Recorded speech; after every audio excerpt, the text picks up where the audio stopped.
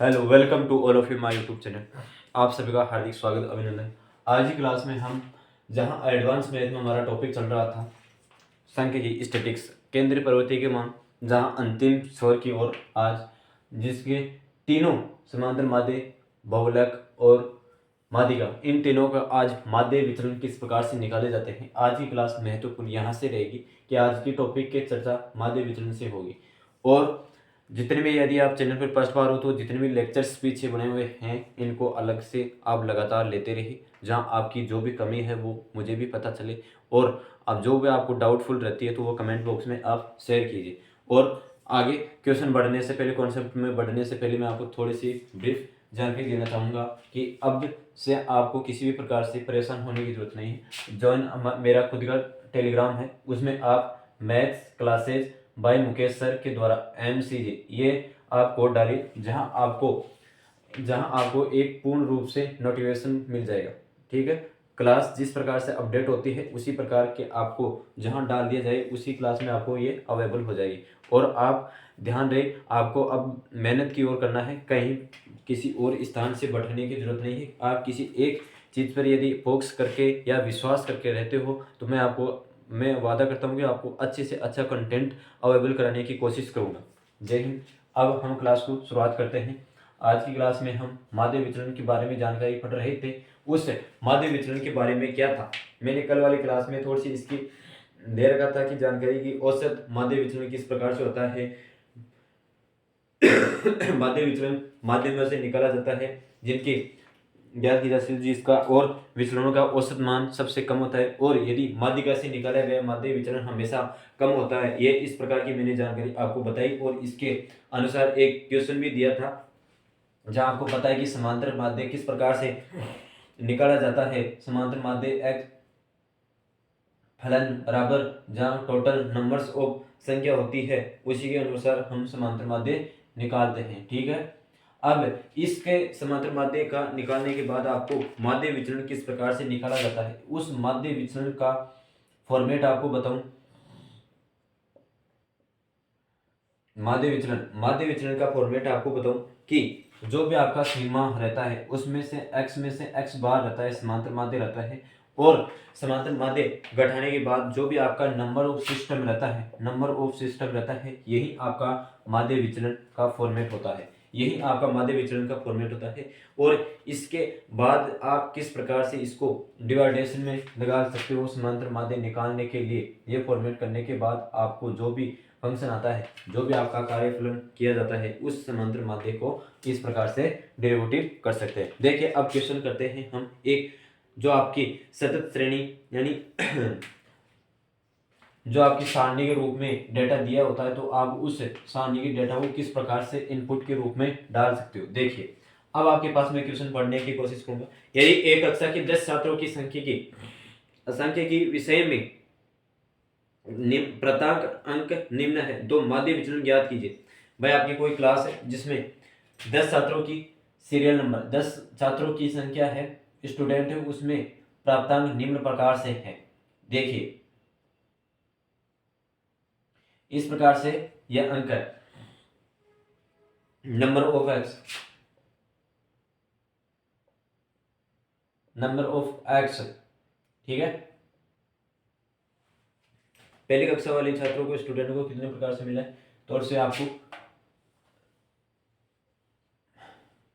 1 2 3 4 5 6 7 8 9 10। ठीक है, जहां आपको नंबर ऑफ एक्स मिला है, जहां आपको 52 पहले छात्र में जिसके 52 प्राप्तांक अंक प्राप्त हुए, 75 40 70 75 40 70 43 40 65 35 48 52, यह आपके नंबर एक्स में रहा। अब यह देखिए आपके पास कि अब हमारे को क्या निकालना है, इसका समांतर माध्य निकालना है। सबसे पहले आपके पास क्या निकालना है, इसको समांतर समांतर माध्य निकालना है। अब समांतर माध्य किस प्रकार से होता है मैंने आपको अच्छी तरह से बताएगा। जो भी आपके पास नंबर ऑफ एक्स होता है उसका टोटल नंबर, ये टोटल नंबर कितना हो गया, अब इसका टोटल योग आपके पास कितना हो जाता है, आपके पास ई एक्स मतलब sigma of x, total x number हो जाता है 52 52 104 104 104 104 200 210 210 210 250 250 और 310 310 310 280 310 380 420 420 420 480 480 480 480 480 और 520 520 नंबर कितना है 10। तो डेटा आपके पास यहाँ x का मान कितना आया आपके पास 52। समांतर माध्य तो आपके पास 52 आ गया। अब माध्य का माध्य विचरण निकालना है हमारे को, तो हमारे को माध्य विचरण निकालने के लिए किस प्रकार की फॉर्मेट को अगलना होगा। तो हमारे को माध्य विचरण निकालना तो x में से जो आपका x बार आया है यानी समांतर माध्य आया है उसमें लगाना है। और मैंने ये भी लिखा था कि जो भी आपका समांतर माध्य निकालोगे माध्य विचरण लगाओगे माध्य विचरण निकालोगे उसमें किसी भी प्रकार का बीजगणितीय अंक आए उसकी कोई भी गणना गौण मान दिया जाता है, चिन्हों को गौण मान लिया जाता है, नेगेटिव हो पॉजिटिव हो सब इक्वल बराबर होती है, आपको इससे डरने की कोई जरूरत नहीं है। अब देखिए यहाँ आपका x का मान कितना है 52, तो x कितना है 0, यहाँ आपके पास 0 आ जाएगा। अब यहाँ देखिए 52, तो यहाँ आपके पास कितने शेष बच जाते हैं 23 और यहाँ 12 और यहाँ आपके पास कितने शेष बच रहे हैं 18, आपके पास यहाँ 18 बच रहा है, यहाँ 9 बच रहा है, यहाँ 12 बच रहा है, यहाँ कितने बच रहा है 13 बच रहा है, यहाँ कितना बच रहा है 13 12 13, यहाँ कितने बच रहा है 17 और यहाँ 16 है 16 है 4 है सॉरी 52 में से 4, यहाँ 4 बच रहा है और यहाँ 0, यह आपके पास नंबर टोटल आए। क्या आपको x में से x माइनस बार घटाना है, जो आपकी x है उस समांतर माध्य में से घटाना है और जो भी आपको ब्रेफ आता है। अब ये संख्या आ गई, अब इस संख्या का टोटल योग कितना होता है आपके पास, इस संख्या का टोटल योग कितने होता है आपको निकालना क्या था। अब आपके पास ये सिग्मा x मैंने पहले बताया था कि आपके पास माध्य विचलन निकालोगे तो आपके पास sigma x dot x bar upon जो आपके नंबर टोटल होते हैं उसी प्रकार से फॉर्मूला था ना, यही फॉर्मूला था। इस फॉर्मूले को हम इस प्रकार से लिख सकते हैं सिग्मा x बराबर सिग्मा x माध्य विचलन इस प्रकार से लिख सकते हैं। कभी आप परेशान हो कि ये क्या निकाल रहा है, ठीक है। अब देखो यहाँ आपके पास योग कीजिए कितना हो गया 30 30 53 30 53 53 9 53 9 62 62 62 64 74 76 68 78 78 30 78 30 108 108। तो आपके पास ये समांतर माध्य हो जाएगा 108 बटा कितने हैं 10 भाई बटा कितने हैं, इसमें जो टोटल नंबर क्या है वो कितनी है। तो इसके आपके पास समांतर माध्य से समांतर माध्य का जो भी आपकी सारणी थी उसका माध्य विचलन आपके पास 10.8 माध्य विचलन आ चुका है, ठीक है। आई होप कि ये क्वेश्चन आपको अच्छी तरह से ये कॉन्सेप्ट आपको अच्छी तरह से समझ में आ गया होगा। अब नेक्स्ट कॉन्सेप्ट करते हैं इसी कॉन्सेप्ट के आधारित जिसमें अन्य प्रकार के क्वेश्चन पूछे जाते हैं। इस माध्य विचलन में आपको एक डायरेक्टली मेन रूप माध्य विचलन दे दिया जाता है और उसको आधा मानकर आपको आंसर निकालना पड़ता है, ठीक है। अब करते हैं, यदि कोई आपके पास कोई आरोही और आरोही क्रम का हो तो उसमें किस प्रकार से हम संख्या को डेरिवेटिव कर सकते हैं, इस प्रकार के तथ्यों के बारे में हम अब इस क्लास में आगे जानकारी करेंगे, ठीक है। नेक्स्ट कॉन्सेप्ट पर चलते हैं।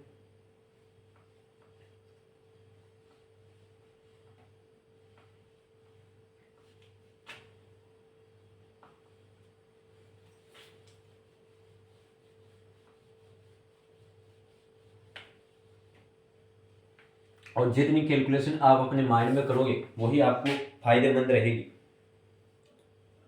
वही आपको फायदेमंद रहेगी। अब देखो यहाँ आपके पास क्रिकेट टीम ने अपनी पारी में कलमक्स है 45 45 60 12 15 210 3 0 0 4 47 15 35 10 रन बनाए, वो यानी रन उसने बनाए और ज्ञात कीजिए। अब आपको प्रश्न दे रखा है इतने, तो ये आपकी थ्योरी देगी कि क्रिकेट टीम ने अपनी पारी में कलमक्स है 15 45 60 15 210 3 0 0 47 15, 35, 10 रन बनाए। याद कीजिए कि माध्य विचलन क्या है। मूल बिंदु यदि 20 को मानकर आप माध्य विचलन निकालोगे तो क्या प्रभाव पड़ेगा, माध्यिका से लिया गया माध्य विचलन क्या होगा। ठीक है, ये क्वेश्चन है आपका। अब तो देखिए हम करते हैं कि क्रिकेट की टीम में कितने खिलाड़ी होते हैं, 11 खिलाड़ी होते हैं। ठीक है सर, 11 खिलाड़ी होते हैं। 3, 4, 5, 6, 7, 8, 9, 10, 11, ये 11 खिलाड़ी हो गए आपके। 11 खिलाड़ी यहाँ आए, 11 खिलाड़ी यहाँ आए। तो यहाँ देखिए आपके पास 1 रन यानी 45 रन से किसी भी प्रकार की माध्य विचलन में आपको सारणी या ये सारणी के अंतर्गत ये नहीं मिलेगा क्रम वाइज चले, इसमें किसी भी प्रकार का नहीं है। डेटा आपको दिया गया है, उसी के अनुसार लिखना है, अपनी मनमर्जी नहीं चलानी है, ध्यान रहे बात का। 45, 60, 15, 210 रन बनाए चौथी पारी में उसने, चौथे खिलाड़ी ने। और 5वीं में 3 रन, फिर भाई साहब 2 पर अपने अर्धशतक लगा दिए, फिर 47 लगा गए। फिर बंदा ने अपने पास 15 और 35 और 10 रन खींच गए।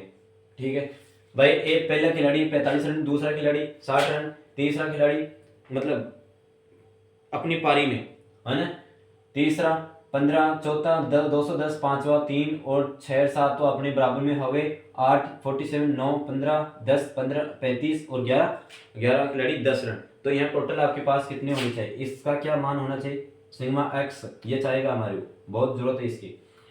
तो देखिए 45, 105, 105, 120, 120, 120, 120, 120, 120, 330, 330, 330, 380, 380, 380, 390, 390 और 390, 50, 390, 50, 440। तो हमारे को क्या निकालना है, सबसे पहले तो हमारे को माध्य निकालना है, समांतर माध्य निकालना है। देखिए समांतर माध्य क्या होगा, इसका समांतर माध्य होगा जितना भी आपका माध्य होगा उस समांतर माध्य में से x का मान होगा, कितनी संख्या है, 11 है। तो यहाँ आपकी देखिए 4, यहाँ आपके पास 4 यानी 40 आपका माध्य आ गया। 0 यहाँ कटने नहीं, किसी प्रकार से कटेगा नहीं, 40 आ गया। अब इस 40 के से अंतर क्या करना है आपका, जो भी x का मान है उसमें से 40 घटाना है, यही आपका समांतर माध्य होगा, यही आपके माध्य विचलन निकालेगा। अब देखिए आपके पास जो आपको निकालोगा वहाँ देखिए कितने आ रहा है, 5, 20, 25 है ना, और यहाँ देखिए कितना आएगा आपके पास, 40 इसमें घटाया जा रहा है, 40 इसमें घटाया जा रहा है। तो 170, 37 भाई, 170, 37 बराबर है काम 7, 25, 5, 30, यह है। अब इनके टोटल योग के लिए कितना हो गया, आपका टोटल योग कितना हो गया, 270 मतलब 190, 30, 200, 220, 220, 220, 220, 220, 220, 220, 220, 250, 250, 250,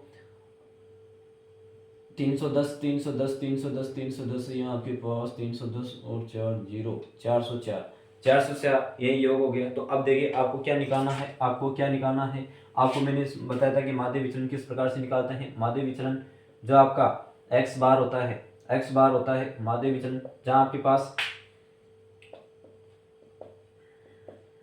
इसमें टोटल संख्या कितनी थी, आप देखिए 404/11, यह टोटल संख्या थी ना, 404/11। अब 404/11 ये मतलब इसका टुकड़ों में किस प्रकार से आता है, 11 थी 33, 7,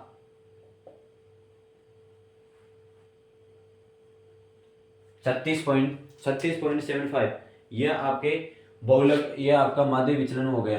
क्या हो गया, माध्य विचलन क्या हो गए, यह आपके माध्य विचलन हो गया। कि आपके पास जितना भी था वो संख्या में इस प्रकार से दिया गया, सबसे पहले आपको माध्य विचलन निकालना है, तो आप माध्य विचलन निकाल लिए। अब यहाँ क्वेश्चन के अंतर्गत दे रखा है कि पहला क्वेश्चन यहाँ हुआ, अब दूसरा क्वेश्चन ये दे रखा है आपको कि किसी भी प्रकार से आपको मूल बिंदु से, आपकी जो मूल बिंदु है उन मूल बिंदु से मूल बिंदु से मूल बिंदु 20 से माध्य विचलन निकालिए। मूल बिंदु 20 से मूल बिंदु 20 से माध्य विचलन निकालो। ये क्वेश्चन है आपका कि आपका मूल बिंदु है, उससे मूल बिंदु 20 से माध्य विचलन निकालिए। तो मूल बिंदु 20 से आपको माध्य विचलन निकालना होगा, तो क्या करना होगा, यहाँ आपके पास भाई आपके पास माध्य आपके पास 20 दे दिया। अब क्या करना है कि आपके पास जो भी होगा उस x में से ये घटेगा। तो देखिए आपके पास इसको पहले आप क्या मान रहे थे, इस x को क्या मान रहे थे, इस x को 40 मान रहे थे। अब यहाँ करना है कि जो आपका 20 मानना है, उस 20 मानना है और उसको यहाँ से घटाना है। तो 20 मानोगे तो आपके पास आंसर कितना आएगा, 20 आएगा। तो आपके पास 25 25 40 40 है ना, 5 और 190 190 17 27 5 5 15 10, यही हुआ ना, 27 5 15 10, यही हुआ इस माध्य में से घटाने पर। तो अब इनका योग देखिए कितना होता है। अब इनका योग देखिए, आप समेशन ऑफ इनका योग देखते हैं तो आपके पास आ जाता है 45 है ना, 50 60 60 250 60 250 250 250 250 260 260 260 260 270 270 275 275 300 और 327 यानी 304। आपके पास यहाँ आ जाता है 304 304, ये 304 आपके पास आंसर है। तो मुझे ये बताइए 304 थोड़ी आई, 304 तो वही हो गया, 27 और 2 76, 1 50 50 में से 20 और जोड़ी 74, 374 आपके पास ये 374 हो गए। 374 में कितने का है, 11 का, 11 का डिवाइड करोगे तो देखिए अब 11 का डिवाइड करो तो आपके पास क्या फलन आएगा। देखिए 11 33 33 और 4 44, ये आपके पास 44 माध्य विचलन आएगा। किससे, जो आपका मूल बिंदु है उससे 20 मानकर माध्य विचलन निकाल दे तो आपके पास माध्य विचलन 30 आ जाता 34 आ जाता है। ठीक है, अब यहाँ नेक्स्ट क्वेश्चन क्या है कि माध्यिका से लिया गया माध्य विचलन क्या होगा। अब भाई आपका माध्यिका है, भाई जो आपका माध्यिका है उस माध्यिका से लिया गया, थर्ड क्वेश्चन आपका है कि माध्यिका से लिया गया माध्य विचलन क्या होगा।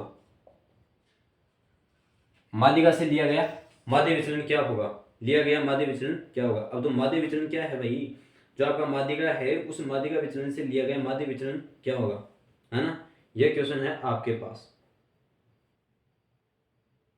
तो देखिए माध्यिका विचलन दे रखा है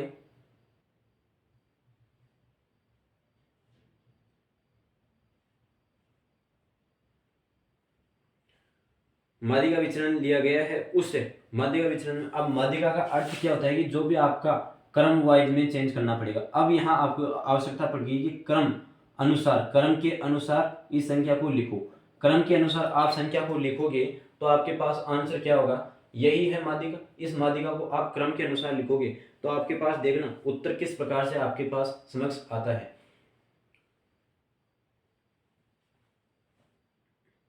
जीरो, या देखिए अनुसार लिखते हो तो 0 0 3 है ना, 0 0 3 0 0 3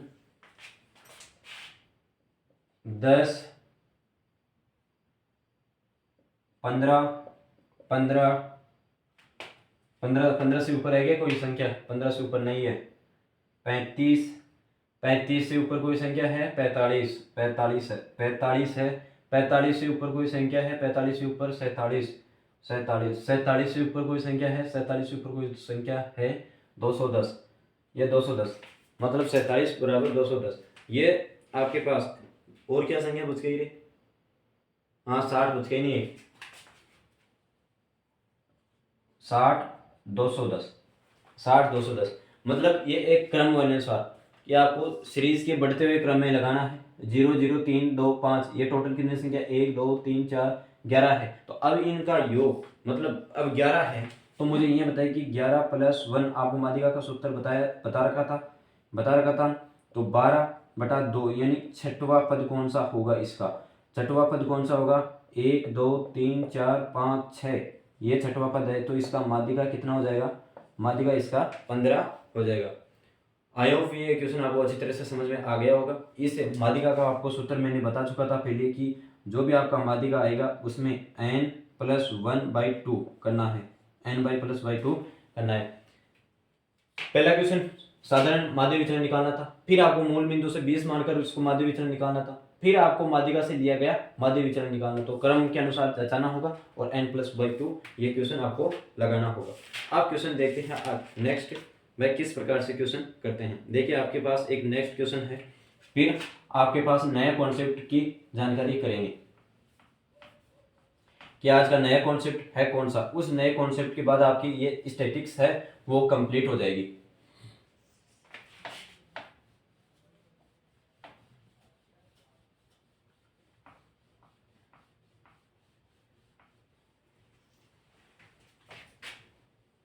देखिए कोई सारणी आपको दे रखी है x, फिर f दे रखा है, ठीक है, फिर f दे रखा है, f दे रखा है। x का मान कितना है आपके पास? 10 20 30 40 50, ठीक है, 4 12 है, 18 10 6 यह आपको f फलन दे रखा है। अब इसका CF निकालना है, संचय बारंबारता। तो CF निकालोगे 4 16 4 16 16 में देखिए 16 18 34 44 50, ठीक है, यह आपका है 50। अब यहाँ क्या करना है आपको? सर्वप्रथम जो भी आपका x है उससे x में से माध्य विचलन निकालना है। तो x में से आपका माध्य विचलन किस प्रकार से निकलेगा? x में से आपका माध्य विचलन किस प्रकार से निकलेगा? तो देखिए आपके पास मैंने क्या कहा कि आपके पास जो भी माध्यिका आएगा, ये माध्यिका है, इस माध्यिका में से जो भी आपकी संख्या आएगी n+1/2 n+2 ये आना चाहिए। तो ये प्लस आपका ये संख्या आएगी। तो देखिए आप मुझे ये बताइए कि आपके पास ये कितने हो गए? यहाँ टोटल नंबर संख्या कितनी हो गई आपके पास? 50 हो गई, ठीक है। तो 50 नंबर +1/2 51 51/2 यानी आपके पास 26 25 + 26 यानी 25वां और 26वां 25वां और 26वां यानी 5.5 ये क्वेश्चन निकालना है। तो यह आपको देने की बात यह है कि आपके पास 25.25 आ गए। तो इसका माध्य किस प्रकार से निकाल सकते हैं? इसका माध्य यह निकाल सकते हैं कि जो भी आपके पास इस स्थिति के अंतर्गत जाती है भाई, इस संख्या से 25.5 है ना, 25.25.5 इससे सर्वाधिक जाती है वही इसका कैटेगरिया होगा। यह इससे नीचे जाएगा वो इससे कैटेगरिया। अब इससे कैटेगरिया देखो, यहाँ इससे ऊपर है और इससे ऊपर है, तो सर्वाधिक कौन सी है? तो यही आपकी कैटेगरी होगी। तो इसका माध्यिका क्या होगी? इसके माध्यिका 30 हो जाएगी। वो आपको मैंने पीछे वाली क्लास में अच्छी तरह से बता चुका था। तो 30 की यह आपके पास x-30 इस 30 के से अंतर्गत घटाना है। जो भी आपको करना है, आपका x का मान क्या है? x का मान यह है, इस x में से ये 30 घटाना है। तो आपके पास देखिए आंसर कितना आ जाता है?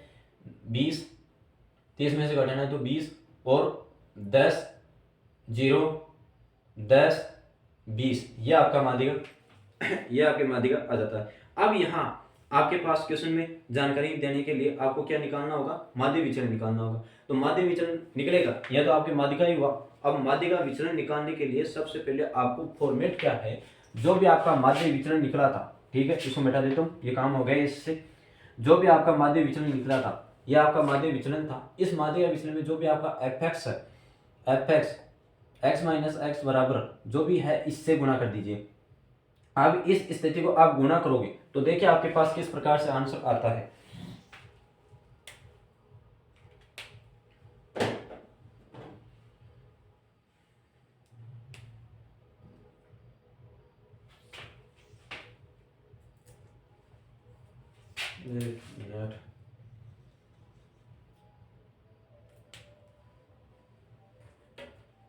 कितना है? अब f कौन सा है यहाँ, तो 80, 80 गुणा हो गया 120, 0, 100, 120, यही है इस क्वेश्चन का आंसर। भाई इस प्रकार से क्वेश्चन को निकाल सकते हैं। तो यहाँ देखिए मुझे आपके पास कितना क्वेश्चन मिल रहा है, यहाँ आपके पास एफ एक्स फलन का, भाई ये फलन है जिसमें x minus sigma F minus x, इसका आंसर कितना आ रहा है यहाँ पे 220, 220 80, 220 220 200 420, कितना मिल रहा है 420। तो आपको निकालना क्या है, अब माध्य विचलन निकालना है। तो माध्य विचलन का सूत्र मैंने आपको अच्छी तरह से बता रखा है कि आपके पास सिग्मा, जो भी आपका सिग्मा रहेगा उस सिग्मा से जो भी आपका ये sigma F x minus x ये रहेगा, और उसमें कितने नंबर काउंटिंग होगी, वो कितने नंबर काउंटिंग संख्या होगी वो निकालना है कि नंबर काउंटिंग कितनी संख्या होगी। तो वो नंबर काउंटिंग आपके संचय बार में आता 420/50, तो 0 से 0 कट गए, और 5 का 42 के अंतर्गत आप डिवाइड करोगे तो आपके पास 8 पंजे 40, 8 पंजे 40 और 4 बच जाता है तो 5, यानी 8.4 ये आपका माध्य विचलन हो गया, माध्य विचलन हो गया। आई होप कि ये क्वेश्चन आपको अच्छी तरह से समझ में आ गया होगा। जो भी आपका फॉर्मेट था मैं अच्छी तरह से समझाने की कोशिश किया गया है। आपकी पीछे वाली क्लास भी उसी में भी इसी के बारे में कुछ चर्चा की थी, और यहाँ 2-3 सवाल करा के आपको समझा दिया गया। अब नेक्स्ट चीज हम चलते हैं कि इन तीनों के मध्य किस प्रकार की चेंज या परिवर्तित आ जाए, या किस प्रकार के आपको गुणा कर दिया जाए यदि आपका माध्य विचलन है। इस माध्य विचलन में क्या जोड़ा जाए, क्या घटाया जाए, यह तो आपके पास मैंने समांतर माध्य, बहुलक और माध्यिका तीनों के बारे में की कि इस प्रकार में जोड़ दिया जाए तो क्या प्रभाव पड़ेगा और इसमें क्या प्रभाव। लेकिन जब ये माध्य विचलन आ जाए तो इसमें जोड़ने पर या घटाने पर किस प्रकार का प्रभाव पड़ता है, उनके बारे में चर्चा करेंगे।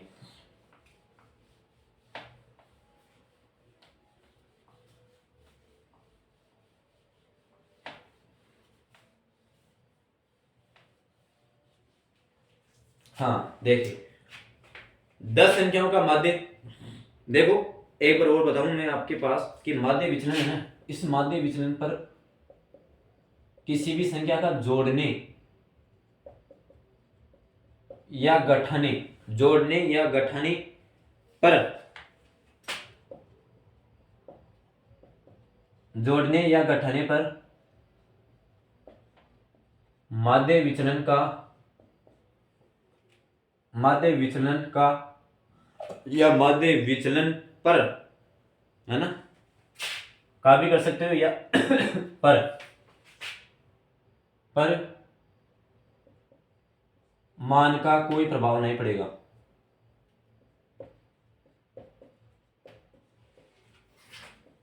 कोई प्रभाव, इफेक्ट डज नॉट एग्जिस्टिंग, ठीक है, कोई मान का प्रभाव नहीं पड़ेगा। जोड़ने व घटाने पर माध्य विचलन, आपका माध्य विचलन है उस पर किसी भी प्रकार का मान पर कोई प्रभाव नहीं पड़ेगा। यह क्वेश्चन आपका है। अब इस क्वेश्चन के माध्यम से मैं किस प्रकार से क्वेश्चन है वो आपको समझाने की कोशिश करूंगा कि इनमें क्वेश्चन किस प्रकार से आते हैं। क्यों भाई, इस जो भी कॉन्सेप्ट है उस कॉन्सेप्ट को अप्लाई तो करें, अप्लाई करें तो अच्छा रहेगा ना।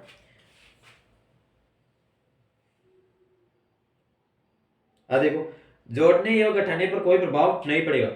10 संख्याओं का माध्य, 10 संख्याओं का माध्य, भाई कोई 10 संख्या है, उस 10 संख्याओं का माध्य आपके पास, 10 संख्याओं का माध्य विचलन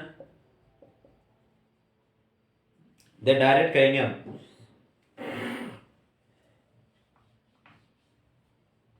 10 संख्याओं का माध्य विचलन, 10 संख्याओं का माध्य विचलन आपके पास 11 है। यदि इन प्रत्येक संख्या में +2 यानी 2 जोड़ दिया जाए तो इसके मान में क्या प्रभाव पड़ेगा, कोई प्रभाव नहीं पड़ेगा। जो ये 11 था वो 11 रहेगा, ठीक है। अब यदि गुणा या भाग दिया जाए या इसे करा जाए तो उसके मान में प्रभाव पड़ेगा, मान में प्रभाव पड़ेगा। ठीक है, माध्य विचलन का।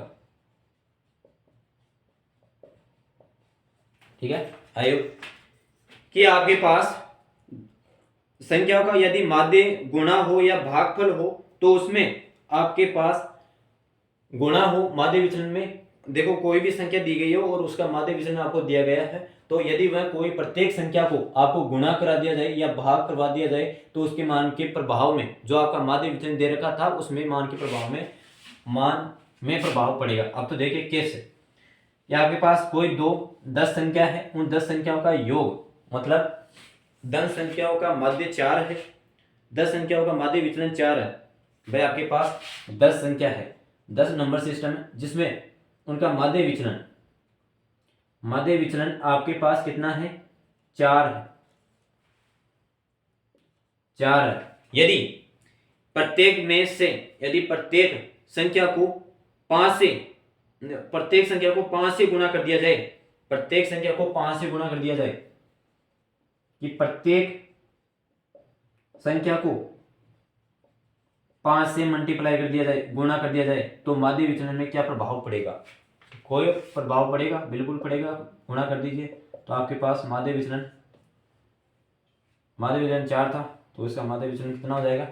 20 हो जाएगा यदि जितना गुणा करोगे। अब देखिए यदि n संख्याओं का माध्य आपके पास माध्य विचलन m है, यदि प्रत्येक संख्या को सिग्मा से गुणा कर दिया जाए तो इसके माध्य विचलन पर क्या प्रभाव पड़ेगा? माध्य विचलन पर प्रभाव पड़ेगा, जो आपका माध्य विचलन है उस पर प्रभाव पड़ेगा, जो भी m है उस माध्य विचलन में संख्या गुणा कर दी जाएगी। अब यहाँ आपका कॉन्सेप्ट क्लियर होता है। अब एक महत्वपूर्ण चीज और बता दूं कि आपके पास कोई भी संख्या दे दी डेटा, जैसे 10, 21, 5, 1, 3, 17, 19, 2 की रेंज ज्ञात कीजिए, रेंज यानी प्रास ज्ञात कीजिए, ये क्वेश्चन बहुत ही महत्वपूर्ण है कि आपके पास ये संख्या दे दी गई है, इस संख्या के आपको डेटा दे दिया गया है, इन डेटा के आपके प्रास पूछा जा रहा है, तो आप किस प्रकार से निकालो? सबसे पहले आपका कार्य क्या है? जो भी ये बड़ी संख्या है किसी भी प्रकार की एक क्रमबद्ध अध्ययन में नहीं लिखी हुई, तो आप सर्वप्रथम इसका कार्य करोगे, जो भी आपकी संख्या है इसको एक समांतर एक सीरीज के रूप में लिखोगे, जैसे 1 2 3 1 2 3 और 5 10 5 10 5 10 17 19 21 17 19 20। अब यहाँ प्रास का सूत्र है आपके पास, जो आपकी रेंज निकाली जाती है उस प्रास का सूत्र है आपके पास कि लास्ट नंबर, जो भी आपका लास्ट डिजिट, उस लास्ट डिजिट में से एक घटा देना है, लास्ट डिजिट है उसमें से एक घटा देना, तो आपका रेंज निकल जाएगा, रेंज निकल जाएगा। ठीक है, तो आपका लास्ट डिजिट कौन सा था? 21 था, 21 में से आपको एक घटाना है तो आपके पास 20, ये आपका प्रास हो जाएगा, प्रास या रेंज। आई होप कि ये क्वेश्चन सभी प्रकार से आपको समझ में आ गए होंगे। अब नए कॉन्सेप्ट पर बढ़ते हैं जिनमें वो आपको अच्छी तरह से, और वो कॉन्सेप्ट आपको समझना भी चाहिए, क्योंकि हर प्रकार की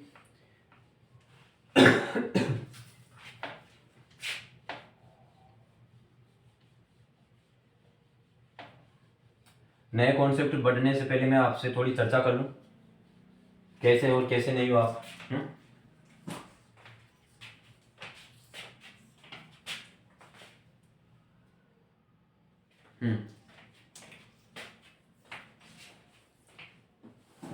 अब नया कॉन्सेप्ट आने वाला है, वो कॉन्सेप्ट है जो आपकी निम्न प्रकार के आंकड़े, निम्न प्रकार के आंकड़े होते हैं, इन आंकड़ों का औसत मृत्यु दर,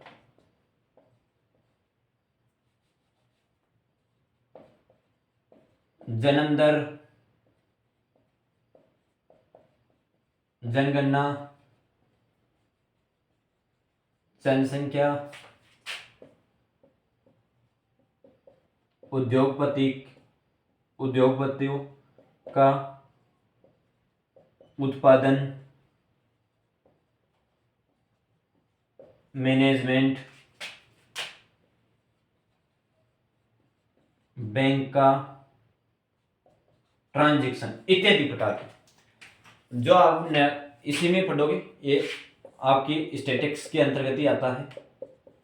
ठीक है, स्टैटिक्स के अंतर्गत या सांख्यिकी कि जिन प्रकार का आपको आंकड़े दिए जाते हैं उसमें आप औसत मृत्यु दर, जनगणना, जनसंख्या, बैंक का ट्रांजैक्शन, उद्योगपति का जो भी उत्पादन होता है उसका मैनेजमेंट, और मैनेजमेंट जो कार्य करता है जिसमें आपके पास किस प्रकार से लाभ होता है और हानि होती है, इन प्रकार के आंकड़ों को किस प्रकार से निकाला जाए, ये इस प्रकार की संख्याओं की जटिलताओं से दूर करने के लिए हमने जो आपका स्टैटिस्टिक्स है उसके अनुसार क्वेश्चन करवाते हैं। तो वह क्योंकि इससे ये एक इस प्रकार की होती है कि आप किसी पूरे क्षेत्र की या राज्य या जिले की आप जनगणना किस प्रकार से कर सकते हो। जनगणना क्या आप एक एक गिन के बैठोगे, क्या एक एक घर पे जाएंगे, लेकिन आप एवरेज इस प्रकार से लगाते हैं।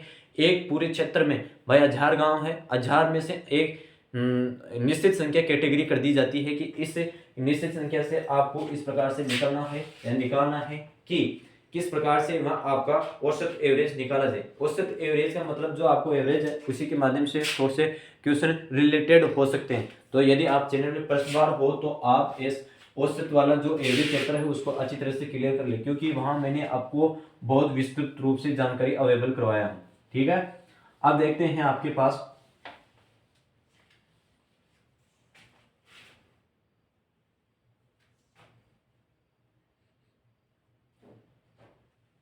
जन्म दर और मृत्यु दर।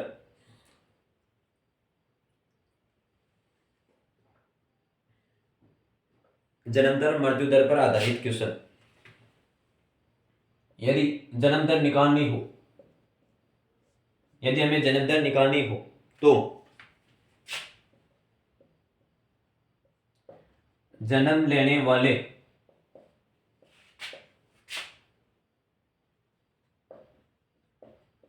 व्यक्तियों की संख्या, जन्म लेने वाले व्यक्तियों की संख्या, जन्म लेने वाले व्यक्तियों की संख्या और कुल जनसंख्या,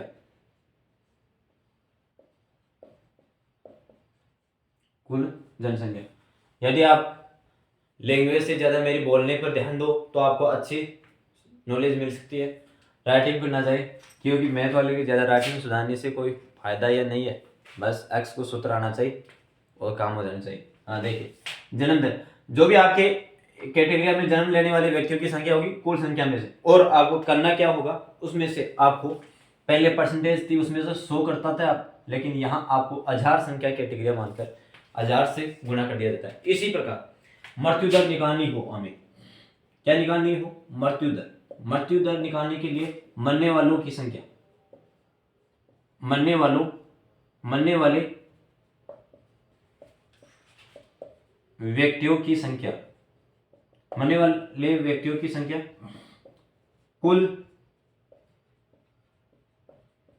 कुल जनसंख्या, ठीक है, इनटू 1000 में से। ये आपका क्वेश्चन था। इस क्वेश्चन के माध्यम से ये दो फॉर्मेट आपको अच्छी तरह से याद कर लेना चाहिए। तो आप देखिए हम क्वेश्चन पढ़ते हैं किस प्रकार से आपके पास क्वेश्चन आते हैं। इस क्वेश्चनों को आप आंसर किस प्रकार से कर सकते हैं, यही आपकी एक्टिविटी को देखना है मुझे। वे आप इस प्रकार के क्वेश्चन को किस प्रकार से कर सकते हैं, देखिए।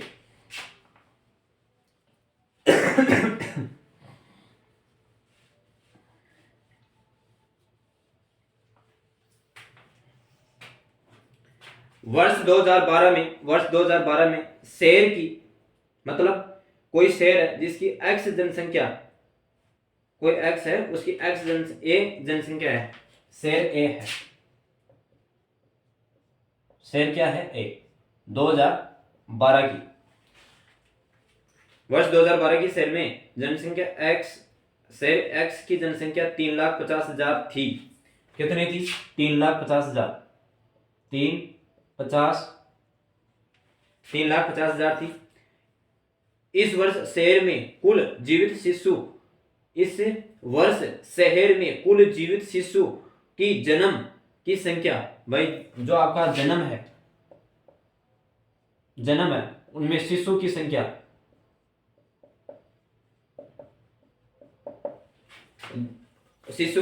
है। इस शहर की वर्ष 2012 की जन्म दर क्या होगी? ठीक है, 1750 थी ये शिशु संख्या। अब देखिए क्वेश्चन फिर से एक बार रिप्लाई करता हूं। वर्ष 2012 में शहर ए की जनसंख्या 3,50,000 थी। इस वर्ष इस शहर में कुल जीवित शिशुओं की जन्म की संख्या, शहर में जन्म की संख्या शिशुओं की 1750 है। इस शहर की वर्ष में 2012 की जन्म दर क्या होगी? तो देखिए आपकी जो टोटल जनसंख्या कितनी थी? टोटल जनसंख्या आपके पास 3,50,000 थी। शिशु यानी जन्म लेने वाले कितने थे? 1750 थे। इनटू कितने से करना है? 1000 से करना है। ठीक है सर, 1000 से कर दिए, ये कट गया, 4 का 4 मामला मिट गया भाई, 4 का 4 मामला कट गया। तो यहां आपके पास कितना आ जाएगा? 5% नहीं, यह आपके पास आप प्रतिशत इस प्रकार से लगाते, यह तो आपके पास प्रतिशत आ गया। जबकि आपको 1000 में करता है तो 2 यानी प्रति 1000, यह आपके पास क्वेश्चन आएगा इस प्रकार से। तो 5 प्रति 1000 बच्चों के जन्म लेने की संख्या। अब यहां क्वेश्चन आएगा आपके पास कितने हैं संख्या कि 5000 है ना, 5000 5 प्रति 1000, सॉरी 5 प्रति 1000, 5 प्रति 1000 बच्चे जन्म लेते हैं।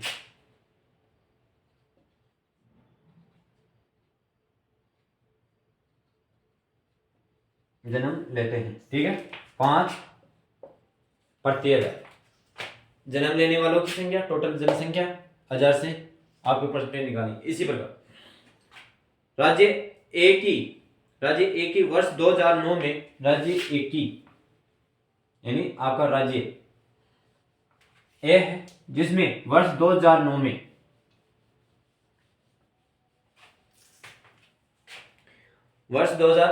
राज्य ए 2009 में जनसंख्या 1,20,00,000 थी। जनसंख्या कितनी थी? 1,20,00,000। ठीक है सर भाई, 1,20,00,000 थी। वह कुल मृत्यु दर इस वर्ष में, इसकी मृत्यु दर कितनी थी? 30,000। मृत्यु दर थी 36,000, सॉरी मृत्यु दर थी इसकी 36,000। तो इस राज्य की 2009 में मृत्यु दर कितनी होगी? तो देखिए आपके पास कि मृत्यु दर यानी मरने वालों की संख्या कितनी है? 36,000। कुल जनसंख्या कितनी है? 1,20,000, 1 करोड़ और 20 लाख। देखिए आप, हो गया क्या? इकाई, दहाई, सैकड़ा, हजार, 10,000, लाख, 10 लाख, करोड़, 1,20,000, 1,20,00,000।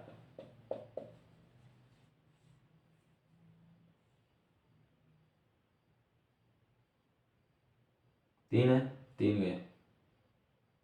ठीक है,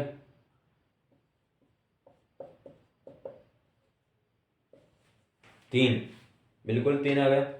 3 प्रति 1000,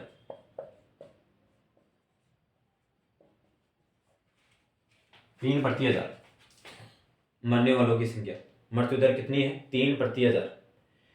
ए राज्य है जिसमें 2009 में वर्ष की उसकी 1,20,00,000 जनसंख्या थी। तो इसी वर्ष 2009 में मृत्यु दर 36,000 होने लगी। तो उस 2009 की आपको मृत्यु दर निकालनी है। तो वह लगभग एक वर्ष में उस वर्ष के प्रति 3,000 व्यक्ति मरने वालों की संख्या प्रति 3,000 थी। एक शहर की वर्ष 2000 अब इसी पर आधारित क्वेश्चन है। बस छोटे छोटे क्वेश्चन है, आपको तो बस घुमाना है कि मरने वालों की संख्या तो जन्म लेने वालों की संख्या। एक शहर है वर्ष 2011 और 12 में, 2011 और 12 में जनसंख्या 24,000 थी। इसकी जनसंख्या कितनी थी? 24,000। ठीक है सर भाई, 24,000 जनसंख्या थी। तो इस वर्ष में कुल 108 लोगों की मृत्यु हुई। तो मृत्यु दर कितनी होगी? मृत्यु दर हो गई 108 लोग, 108 लोग मृत्यु दर हो गई। तो इस शहर की मृत्यु दर ज्ञात कीजिए। ठीक है, कि मरने वालों की संख्या कितनी है, मृत्यु दर 108, और कुल जनसंख्या कितनी थी, 24,000। 24,000 थी, कितने से क्या करना है, बिल्कुल आपको अच्छी तरह से समझाना है, बिल्कुल आपको अच्छी तरह से समझाना। 108/24, अब 24 कितनी बार जाता है वो आप अच्छी तरह से समझ गए होंगे कि 24 120, 24 पंजे 120, 24 96, 8 5, 4.5 प्रति हजार इस गांव की जनसंख्या थी, मरने वालों की संख्या 4.5 प्रति हजार मृत्यु दर है इसकी, ठीक है। अब इसी प्रकार क्वेश्चन आगे नेक्स्ट करते हैं कि वर्ष 2011 की शहर की जन्म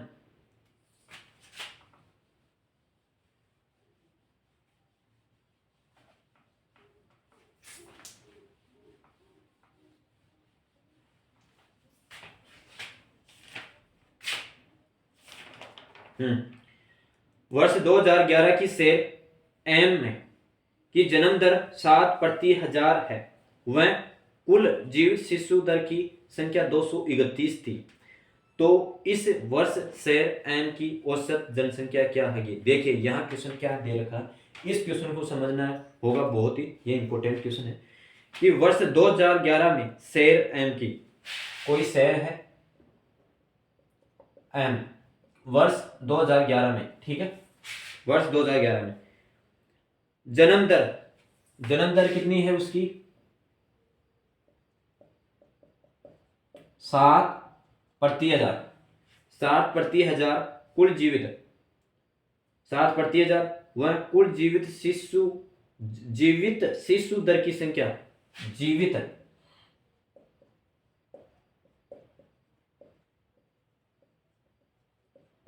शिशु जन्म दर कितनी है, 231 थी।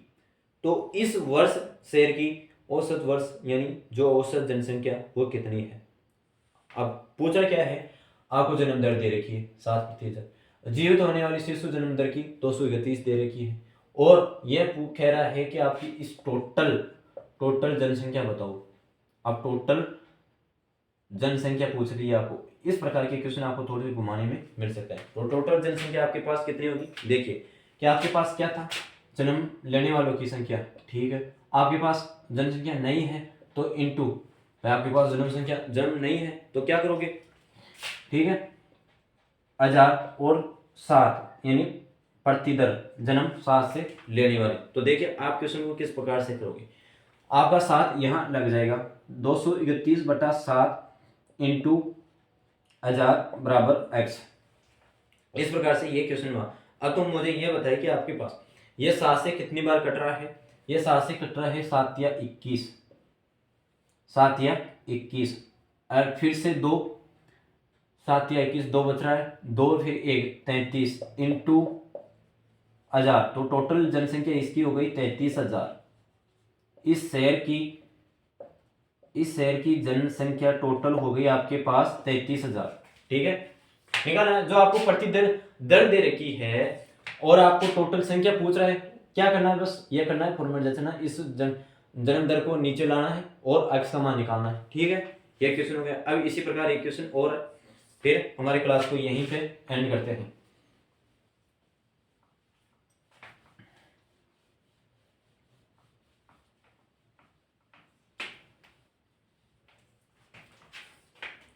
वर्ष 2015 में शेर पी की मृत्यु दर, वर्ष 2015 में शेर 2005 में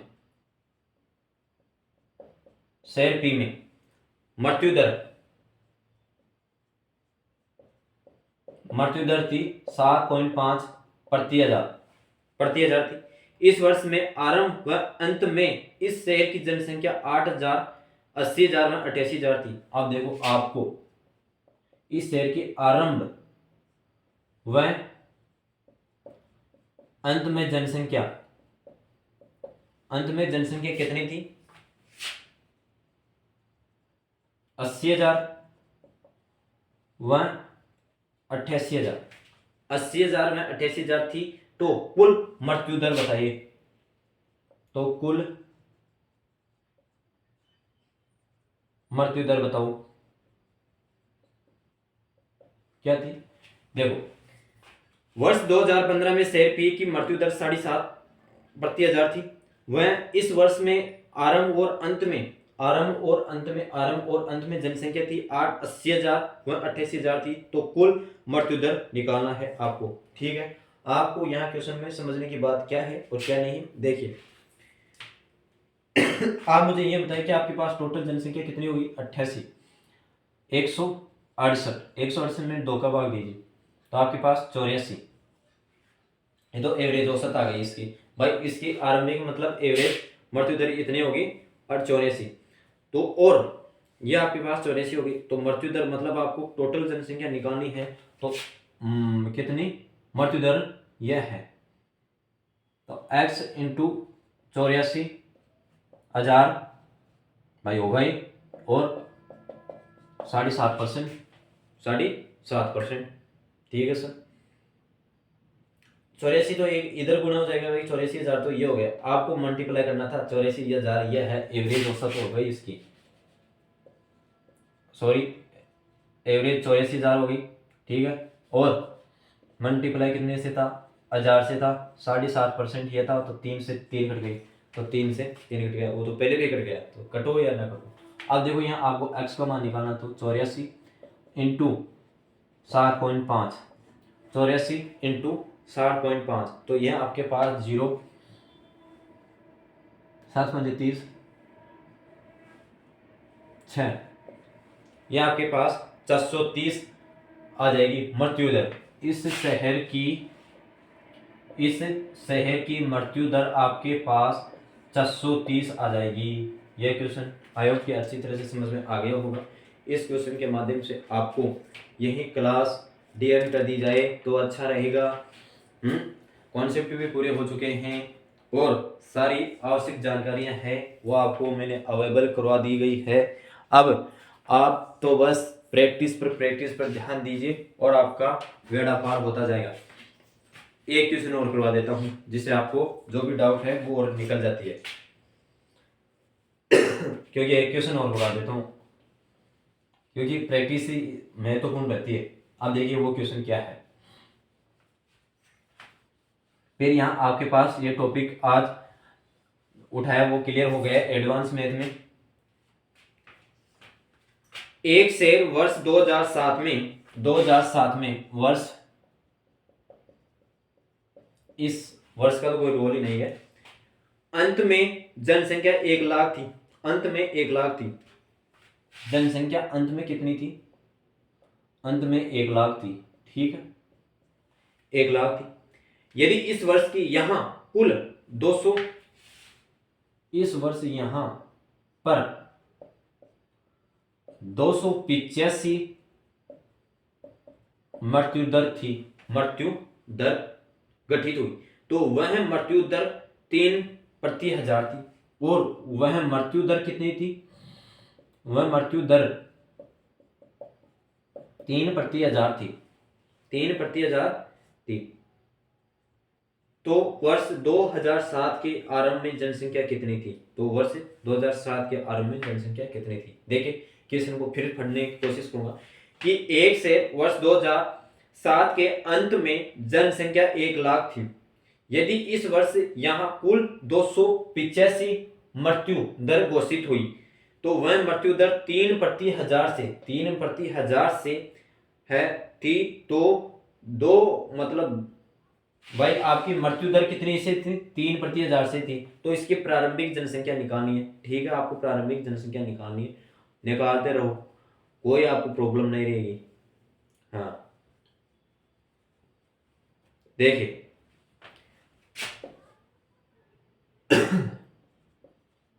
मृत्यु दर, ठीक है प्रारंभिक और अंतिम, आपके पास प्रारंभिक है नहीं तो अंतिम है, प्लस अंतिम है। अंतिम कितनी है आपके पास, 1 लाख,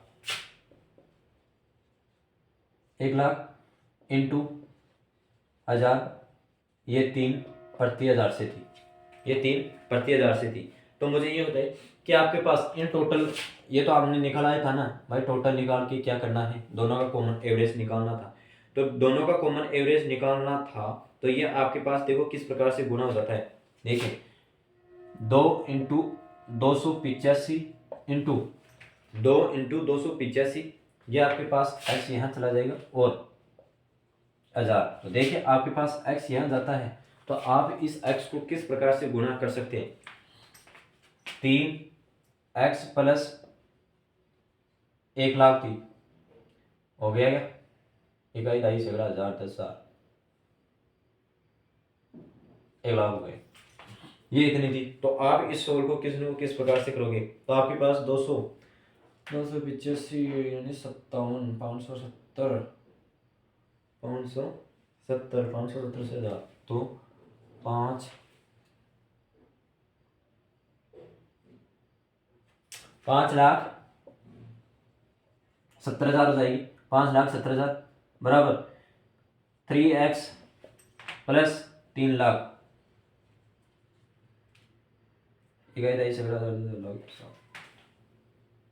3,00,000 हो जाएगी यहाँ आपके पास। ये आपके पास 3,00,000 हो गई। अब मुझे ये बताया कि आपको समीकरण इक्वेशन को बराबर करना है। तो 57 में से 3 घटाना है तो 2,70,000 आ जाएगी। 2,70,000 आ जाएगी। 2,70,000 बराबर यह कितना है आपके पास? बराबर 3x। तो 3x को आप 3 से डिवाइड करो तो आपके पास 9। तो 90,000 आपकी कुल जनसंख्या थी इसकी प्रारंभिक में 90,000 जनसंख्या थी। आई होप ये क्वेश्चन आपको अच्छी तरह से समझ में आ गया होगा और यही आपका चैप्टर डी एंड होता है। अब नए चैप्टर के साथ, नए कॉन्सेप्ट के साथ मिलते हैं अगली सीरीज में। और हो सके तो इससे मैं अलजेब्रा स्टार्ट करने की कोशिश कर रहा हूँ। यदि आप चैनल पर, फिर भी मैं आपको कहना चाहता हूँ, यदि आप चैनल पर फर्स्ट बार हो तो लगातार जुड़े रहिए, जिससे आपके हर प्रकार की चीज़ आपको अवेलेबल हो। ठीक है? और मैं मेहनत कर रहा हूँ, आप भी मेहनत करते रहिए, जिससे आपकी जो भी आपकी महत्वपूर्ण कठिनाइयाँ आती है आपके समक्ष, उन कठिनाइयों का सामना करने के लिए तो हम हैं। यदि आप किसी भी कठिनाई को सामान यानी आपको वितरित नहीं करोगे, किस प्रकार से होगा? जय हिंद और ध्यान रखिए अपना स्वास्थ्य का।